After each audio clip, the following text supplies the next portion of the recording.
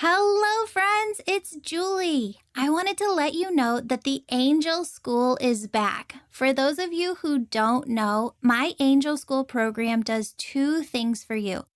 First, it certifies you as a Reiki Master Teacher. That's right, you are going to become a Reiki Master Teacher, which means that you'll learn how to feel energy, how to feel into the chakras, how to understand the pain that's there and remove that and clear that from people's chakras, from their auric field. Not only can you do this for others, but it's going to teach you how to do it for yourself. Also, with the Angel School, you learn how to connect with your angels, your guides, and your loved ones on the other side.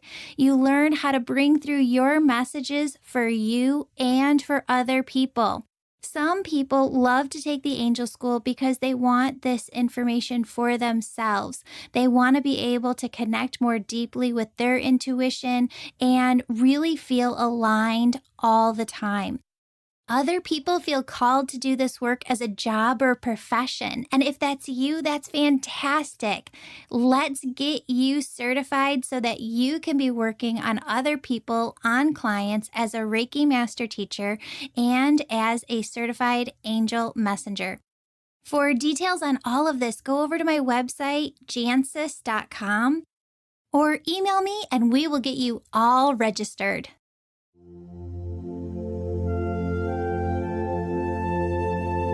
You're listening to Angels and Awakening, where we believe daily life can be lived from a constant state of love, joy, peace, bliss, ease, and grace. Why are people always searching for a better way to live?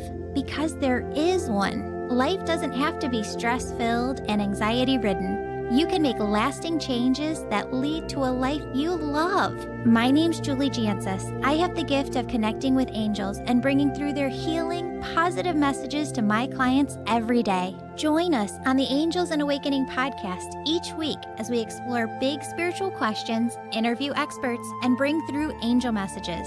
I'm so excited you're here.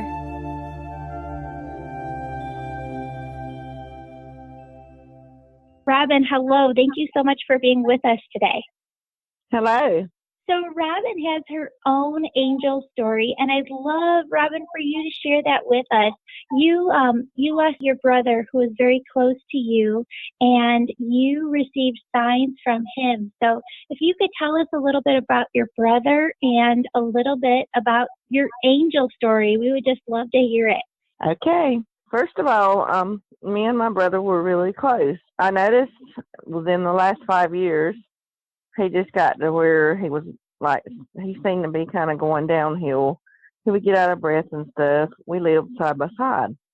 It was to the point to where he couldn't catch his breath and he couldn't really walk to see me. And he would always call and say, "Can you give me a Pepsi?" And so I got to where I would just take it to him. And we just pick and joke and we get in the car and ride around. We were always close. And then he fell one day and he got put in the hospital. And he was the type that wouldn't go to a doctor. So when he got put in the hospital, they did some more tests and they found out he had some stuff going on with his heart. They found out he had AFib and he had a thyroid condition and different stuff wrong with him. He went through rehab and stuff and everything, and then I brought him home. Actually, one of the doctors told him, he says, "You'll never walk again." And my brother says, "Yes, I will. I'm going to prove you wrong." And so he did. And I encouraged him and I told him, I said, "You can do anything you set your mind to." So he started walking again. It went from there and he seemed to be getting better and everything. And then as the year went on, I took him back to the doctor, and some of his tests, they said they had saw some stuff on the test that had happened to him that they hadn't noticed. They said his heart valves were leaking. And we were just sitting there, I remember, in that doctor's office, and we both just hung our head down, and it just broke my heart, and it did his too, and we were just speechless. We left.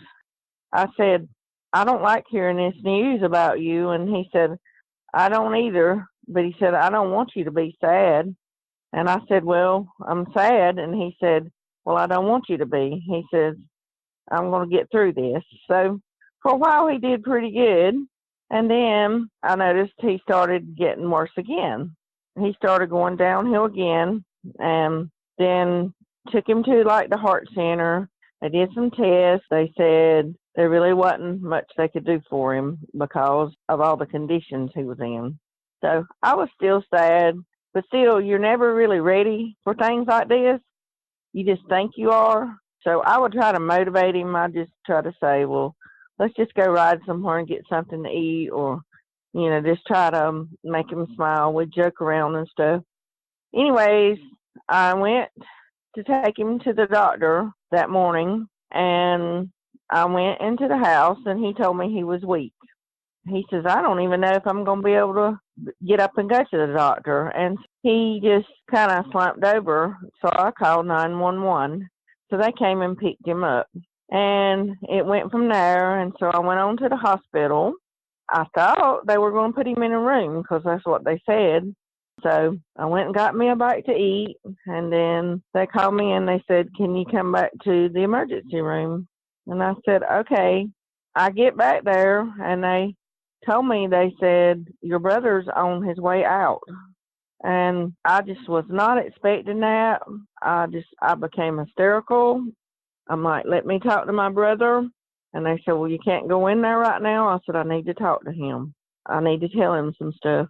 And so finally I got to go in there, and I got to tell him I loved him.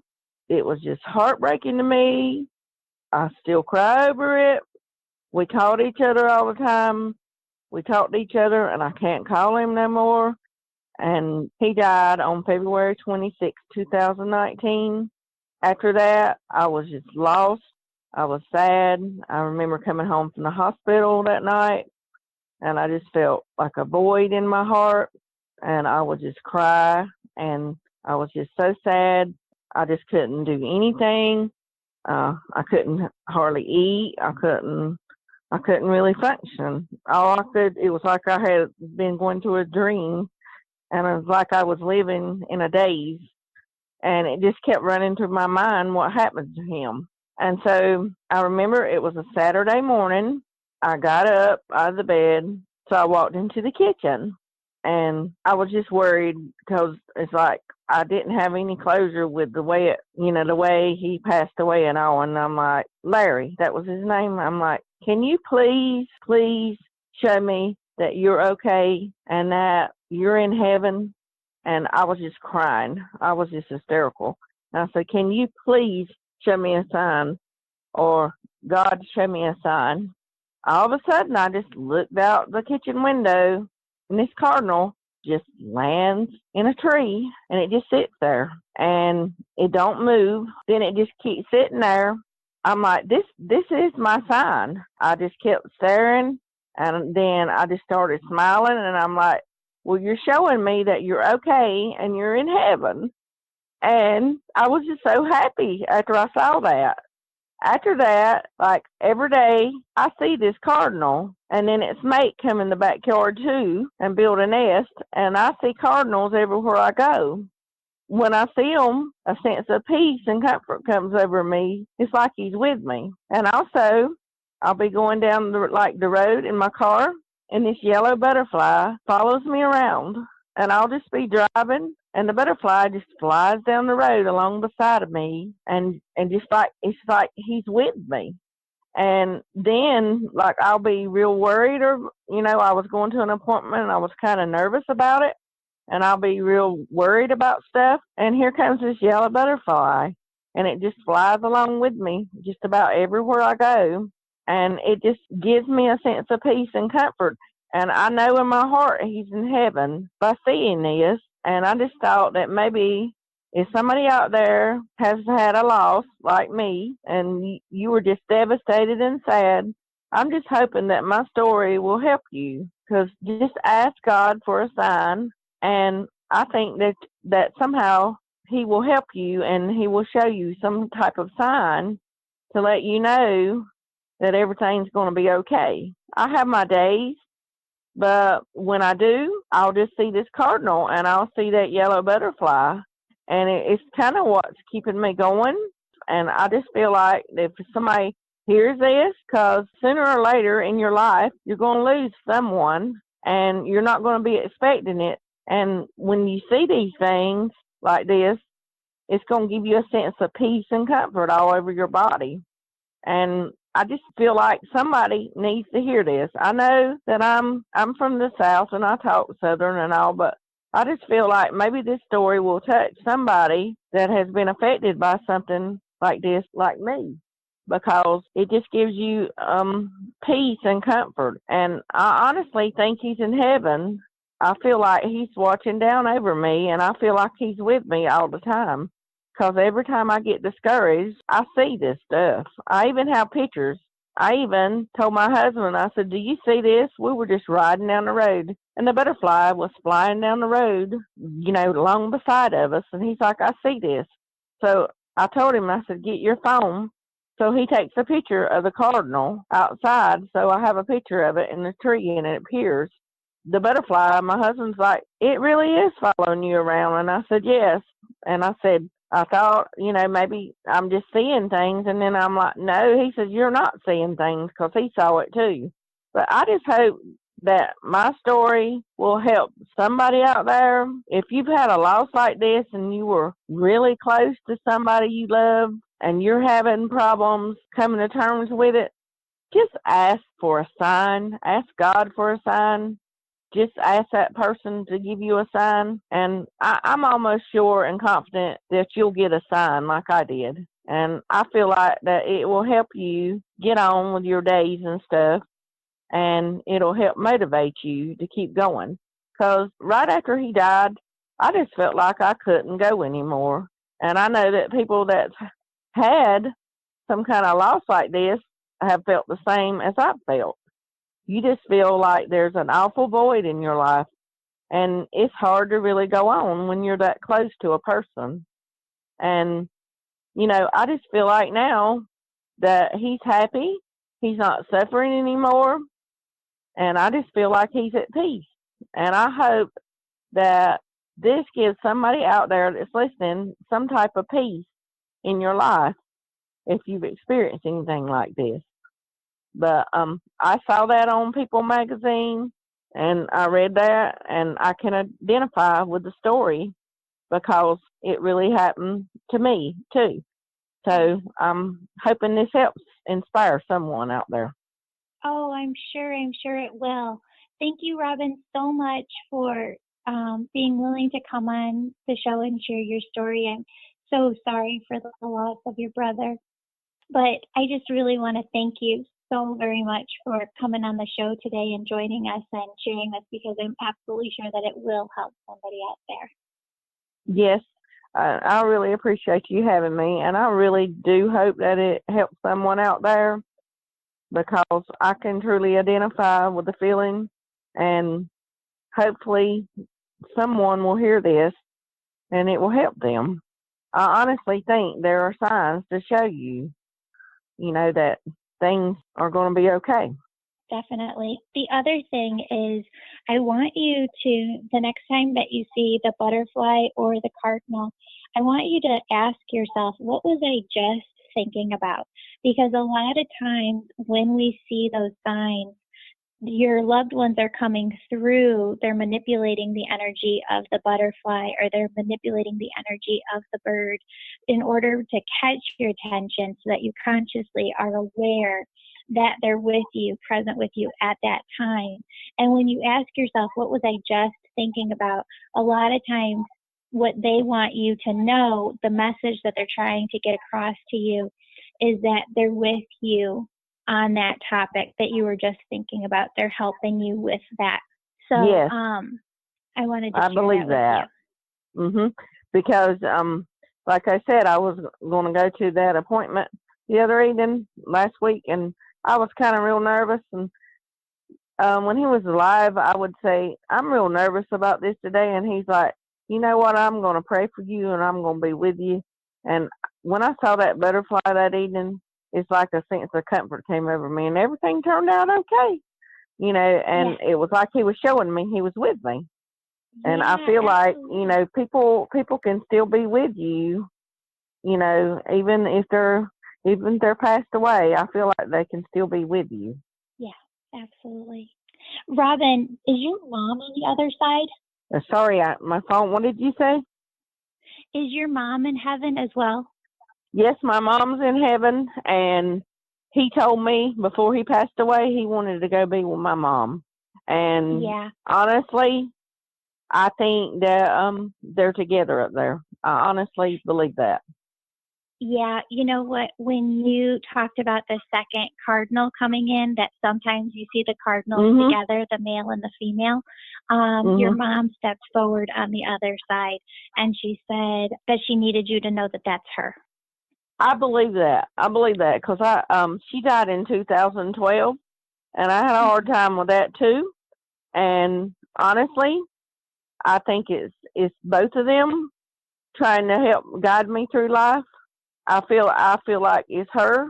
Her first name was Maggie, and honestly, I'll be going down the road, and I'll just be kind of, you know how you'll just everyday stress, and I'll just be stressed about something, and that song Maggie May will come on the radio. It's like little things, things like that, and just things. It's like she's showing me too. It's like she's with me too. I've had a hard time with both of them passing away, but because there's nothing like your mom. And then my brother, and he lived with my mom, and so yeah, it's been really hard. But I'm glad you told me that, because I kind of felt that maybe she was showing me signs too. She also makes me feel like there's another little one on the other side, because there's a younger energy on the other side. I did have another brother that passed away. I was just a baby, and she said he was bouncing me up now that day, and he said that when he came back, he was going to carry me to the carnival, and he didn't make it back. He passed away too, and my mama had a hard time with him dying too, but I never met him because I was a baby. Yeah. And he had always told her that he just wasn't going to live long. He had always told Mom that, and she'd say, "Why do you say that?" And he said, "I'm just not." It's like he knew. And she grieved over that a lot, And I mean, I wished I would have got to meet him. She said he just loved me to death. I've had a lot of tragedy in my life, but I just try to keep going forward. If anybody's hearing this, I know there's probably a lot of people out there that's dealt with things like this, but I just keep putting my faith in God and keep trying to move forward, because I do feel like, I even feel like he's with me, even though I don't remember him. I just feel like she's with me. I feel like my brother's with me. I just feel that way. Yeah.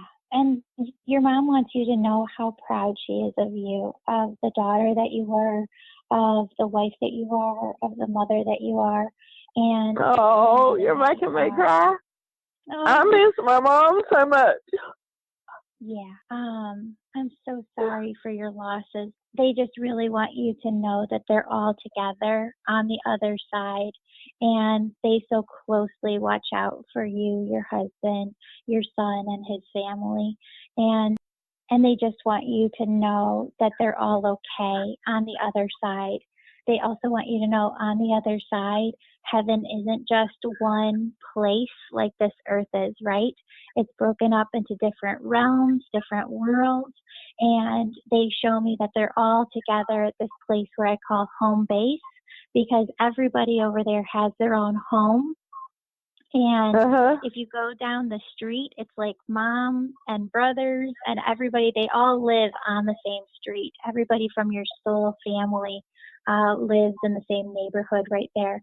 And so they want you to know that they're more than okay. They don't call it heaven for any old reason over there. They call it heaven because it's just so miraculous and so wonderful. So they just want you to know that that's where they are, and they're completely taken care of, and they're more than okay. Oh, that makes me feel so much better. I knew the cardinals. I'm pretty sure I knew they were a sign in the butterfly and stuff, and I feel like they were my signs, and I feel like my mom's never left me. Honestly, after she died, I started like on the radio, just different stuff, like you said, would start happening to me after she passed away and stuff too. But yes, I still have my days, but just seeing these cardinals and being, you said, the mates out there, that makes me feel good that you told me that's my mom. Yeah, that's her energy coming through. Yes, because she adored my brother and all of us, and she told us she wanted to see us all in heaven, and she adored my son and my little granddaughter. Yeah, she helped me raise my son. Kind of had it kind of hard, and she helped me raise my son and stuff, and we were real close when he was young and stuff. And my granddaughter, she only did get to meet her one time, but I know she loved her in her heart, and my son too. Yeah. And, you know. Absolutely. Well, everyone has a spirit team on the other side, which is made up of angels, guides, and our loved ones that are over there. And what spirit shows me is that no soul here on earth is doing this journey alone, that our spirit team on the other side is always helping us, guiding us, directing us, and protecting us. As I'm saying this, your mom was talking about your husband. Did she adore your husband? She actually never met him. I got married to him last year, and my brother, the one that passed away, is the one who gave me away. Okay. And he was in my wedding, and it was like a bittersweet day because I was so close to my brother, and but yet he told me, he said, I want you to be happy in life. I want you to be with someone, you know, and it was actually a good day, and, you know, and everything. And he couldn't walk good then, but I have pictures of it. And it was just, I don't know, it was just a great day. I kind of felt like I was torn between my brother and my husband. And he lived with me and my husband for a pretty good while when he came back home from rehab, and my husband got real close to him. And then my brother would tell me, he said, I think you made the right decision in life. My husband cries over him too, you know, still. But he sees the cardinals. He sees, like, my husband was out there mowing grass Saturday. So I looked out the window, and there's that yellow butterfly following my husband around in the yard. You know. So well, honestly, your mom's coming through talking about how she adores him, and she just thinks the world of him. So please let him know that she says that, and she also thanks him for the ways that he helped take care of her son, your brother, and the way that he was there for your brother, because he didn't have to be. He did that of his own free will, and she just really thanks him for doing that. Yes, he did. He stepped in, and, you know, a lot of people wouldn't let you do that, and he let him stay here. A lot of people wouldn't let you do that. He stepped in and really helped me with my brother, and I'm so thankful for that. I mean, sometimes I think you just meet people for a reason, and I think he really saved my life and helped me, you know. And, you know, I feel like sometimes you meet people for a reason. And I told him, I said, I think if you met my mom, I think you and her would hit it off, because she loved gardening and working outside, and he does too. And I said, I think you and her would hit it off. And he said he thought that they would too. You know. Yeah. But I love that. Anyway. I love that. Yeah. You know, I do have one more question for you. Was your mom sick? Yes. At the very end? sick. Yeah. And did you help care for her as well? Yes. Because she thanks you for that. She really does. Yes, I did. I did. It got to the point, I was supervisor of a store, and they were pressuring me. I wanted to take care of my mom, and I was supervisor of the store, and they were pressuring me about that I needed to put her away, and that I needed to take care of my job. And I said, but you only have one mom. But my mom had cancer, and it had got to the point to where it was a 24-hour job, and some of my family wouldn't help me, and it had got to where it was just physically and mentally wearing me down. So I just cried, and I told Mom, I said, Mom, I'm trying here, but I can't do this all alone.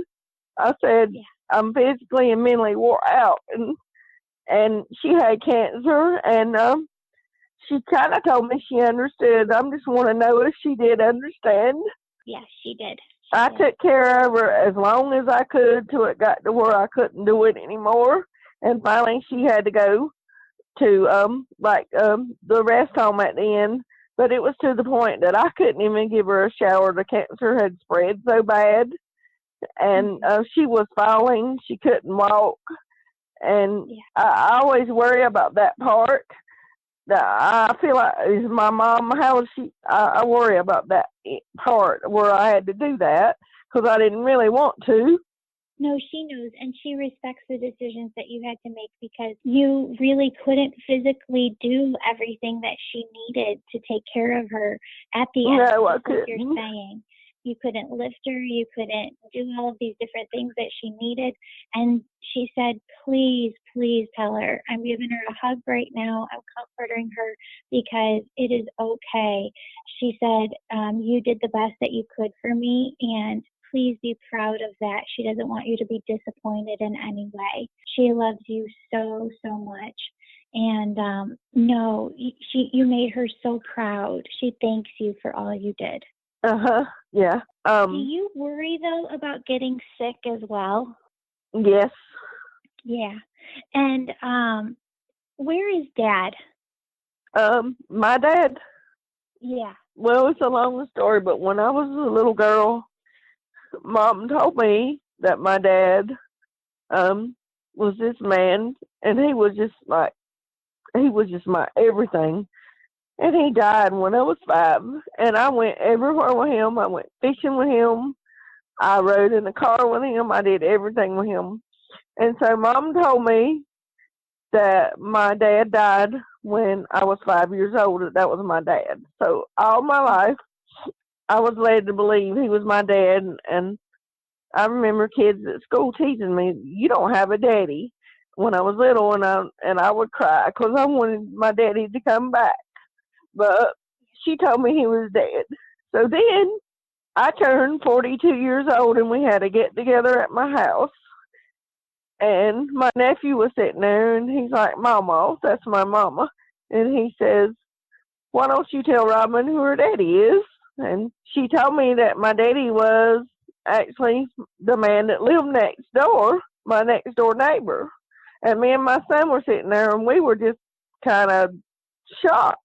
And I said, "What, Mama?" And she said that she didn't want to tell me because they didn't want it to get out that he was really my daddy. And so then it's like now, then he died of cancer, and I didn't know how to feel towards him because I felt like through the years that it looks like he could have acknowledged he was my daddy and stuff, and I feel like I missed out on a lot, and I'm having a hard time dealing with that.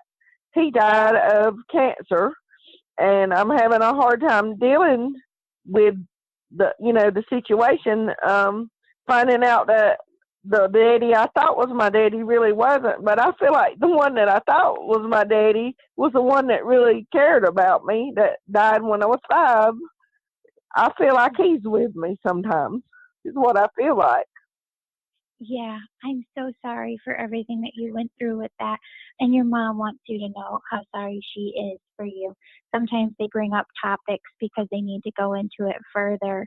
And when they bring through information from the other side, it's not like they hand it to you on a silver platter. You kind of have to put together what the message is. And what she wants you to know is just that she's so sorry for how you learned and that you didn't learn it from her. she also really talks about you and how you feel like you're going to get sick one day because both she and your biological father passed from cancer. And she wants you to know that that's not true, okay? It's not that you don't need to go do your checkups and go to the doctor and take care of yourself. You still have to do all of that. But what she wants me to teach you is a tool that they show me on the other side, which is, think of your DNA strand, like the double helix. And what they show me is that with the double helix, there's millions or billions of doors and windows to your DNA, okay? And every morning and every night, when you wake up and before you go to bed, I want you to say this prayer. Dear God, please close all the doors and windows to my DNA that aren't best serving my highest health. And please, God, open all the doors and windows to my DNA that would serve my highest health. Okay. Can you maybe send me that message on Instagram so I can write it down or something? Yeah. Yes, definitely. So you think I'm just worrying over my health because of my mom and my dad, and I'm going to be okay? Is that what it is? Yes. Okay. I'm a worrywart. Can you tell? Yeah. That's okay. So whenever you have those negative thoughts and you're consciously aware of it, what I want you to do is say that prayer, okay? Okay. I just want to thank you so much for your time, Robin, and for being on the podcast today. I just really appreciate your time and your energy and you sharing your story with us. I'm so sorry for the losses that you've gone through. Maybe somebody will hear this and it'll help them. Thank you so much. Okay, and thanks so much for telling me that about my mom. That just makes me feel so much better. Oh, of course. You have a blessed day, okay? Okay, thank you. Sure, Bye. You too. Bye-bye. Bye.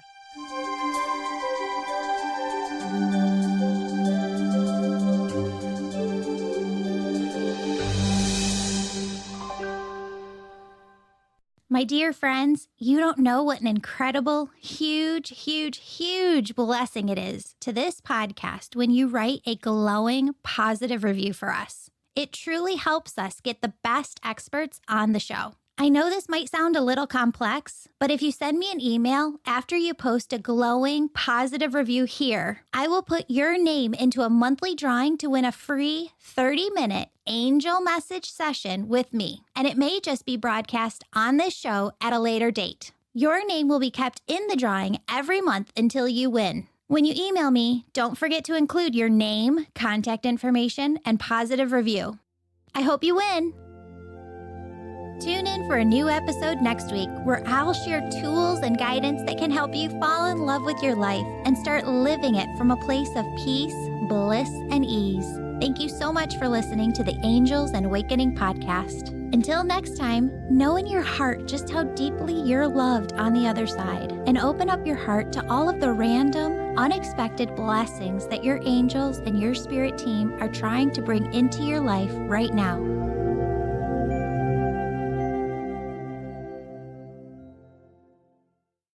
Disclaimer: this podcast provides general information and discussion about energy healing, spiritual topics, and related subjects. The conversations and other content provided in this podcast and in any linked materials are not intended and should not be construed as medical, psychological, and/or professional advice. If the listener or any other person has a medical concern, he or she should consult with an appropriately licensed physician or other healthcare professional. Never make any medical or health-related decision based in whole or even in part on anything contained in the Angels and Awakening podcast or in any of our linked materials. You should not rely on any information contained in this podcast and related materials in making medical, health-related, or other decisions. You should consult a licensed physician or appropriately credentialed healthcare worker in your community in all matters relating to your health. If you think you may have a medical emergency, call your doctor or 911 immediately. Again, angel messages, energy healing, and the information you receive here does not constitute legal, psychological, medical, business, relationship, or financial advice. Do not take any of the advice given in any Angels and Awakening podcasts or sessions in lieu of medical, psychological, legal, financial, or general professional advice.